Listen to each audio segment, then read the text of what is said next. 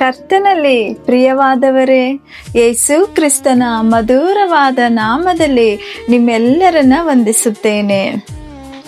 ಈ ದಿನದ ದೇವರ ವಾಕ್ಯದ ಭಾಗ ಆದಿಕಾಂಡ 26:12 ವಚನ. ಈಸಾಕನು ಆ ದೇಶದಲ್ಲಿ ಬೀಜವನ್ನು ಬಿತ್ತಿ ಅದೇ ವರ್ಷದಲ್ಲಿ 100ರಷ್ಟು ಬೆಳೆಯನ್ನು ಹೊಂದಿದನು. ಯೆಹೋವನು ಅವನನ್ನು ಅಭಿವೃದ್ಧಿಪಡಿಸಿದನು. ಪ್ರಿಯರೇ, ಅಬ್ರಹಾಮನ ದಿನಗಳಲ್ಲಿ ಉಂಟಾದ ಮೊದಲನೆಯ ಬರಗಾಲವಲ್ಲದೆ ಮತ್ತೊಂದು ಬರಗಾಲವು ಉಂಟಾಯಿತು. ಆ ಸಮಯದಲ್ಲಿ ಎಲ್ಲ ಜನರು ಬೇರೆ ಬೇರೆ ಸ್ಥಳಗಳಿಗೆ ಹೊರಟು ಹೋದರು. ಆಗ ಈಸಾಕನು ಫಿಲಿಸ್ಟಿಯರ ದೇಶಕ್ಕೆ ಹೋದನು.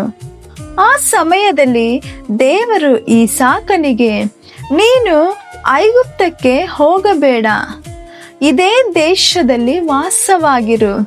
ನಾನು ನಿನ್ನೊಂದಿಗಿದ್ದು ನಿನ್ನನ್ನು ಆಶೀರ್ವದಿಸುವೆನು.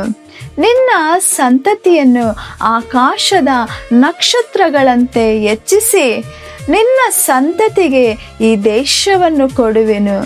ನಿನ್ನ ಸಂತತಿಯ ಮೂಲಕ ಭೂಮಿಯ ಎಲ್ಲ ಜನಾಂಗದವರು ಆಶೀರ್ವದಿಸಲ್ಪಡುವರು ಎಂದು ವಾಗ್ದಾನ ಮಾಡಿದನು. ಆ ವರ್ಷದಲ್ಲಿಯೇ ಈಸಾಕನು ಆ ದೇಶದಲ್ಲಿ ಬಿತ್ತನೆ ಬಿತ್ತಿ 100ರಷ್ಟು ಬೆಳೆಯನ್ನು ಬೆಳೆದನು.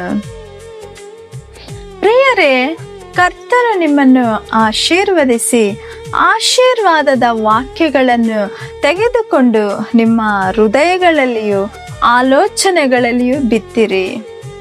ಆಗ ಕರ್ತನು ತನ್ನ ವಾಕ್ಯವೆಂಬ ಬೀಜಗಳನ್ನು ಆಶೀರ್ವದಿಸಿ ಅವು 100ರಷ್ಟು ಫಲ ಕೊಡುವಂತೆ ಬೆಳೆಸುವರು.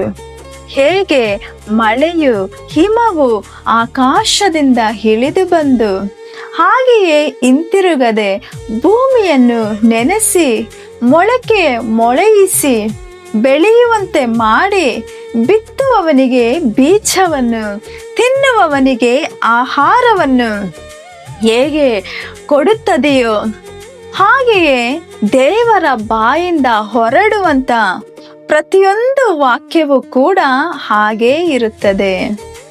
ಅದು ಬರಿದಾಗಿ ಆತನ ಬಳಿಗೆ ಹಿಂತಿರುಗುವುದೇ ಇಲ್ಲ. ಆತನ ಇಷ್ಟಾರ್ಥವನ್ನು ನೆರವೇರಿಸಿ ಆತನು ಅದನ್ನು ಯಾವುದಕ್ಕಾಗಿ ಕಳಿಸಿಕೊಟ್ಟಿದ್ದಾನೋ ಆ ಕಾರ್ಯಗಳನ್ನು ಸಫಲಗೊಳಿಸುತ್ತದೆ.